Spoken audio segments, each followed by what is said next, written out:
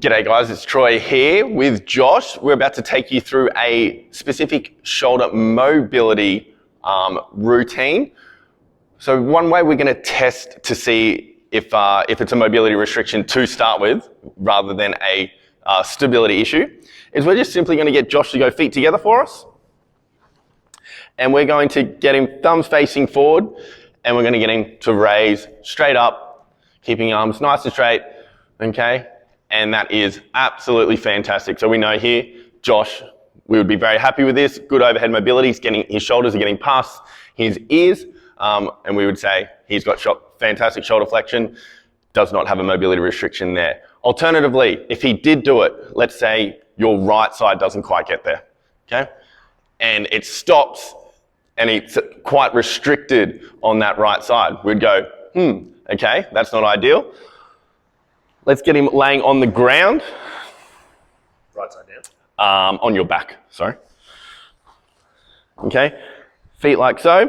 Hands going to be by his side again, thumbs facing the roof, replicating the exact same thing, and we would take him through range.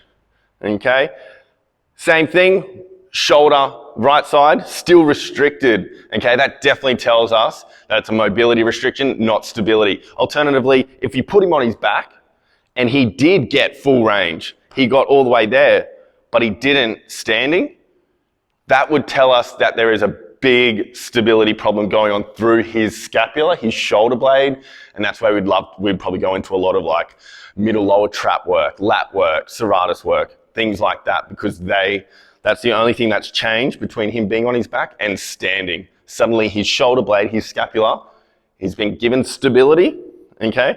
And now he's able to get through range. But we know there was no change when he got on his back in this case. So what do we want him doing?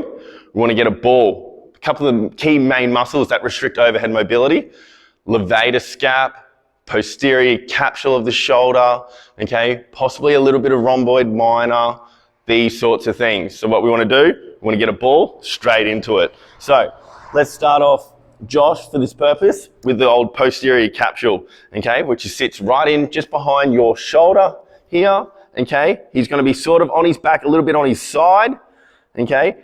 And he's going to friction, get into those tight spots, okay? Wherever you feel a little bit of adhesion, okay? All we're doing here is we're creating a little bit of release work, but we're increasing what we call the fascial mobility, okay? The ability for the fascia, the structures, just to slide and glide a little bit better, which hopefully will free up the range of the shoulder, okay?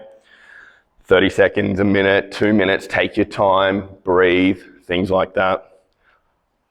We could then move after that, move to the levator scap, which sits on the top of the shoulder blade, okay? It's a muscle that runs up the side of the neck, all right?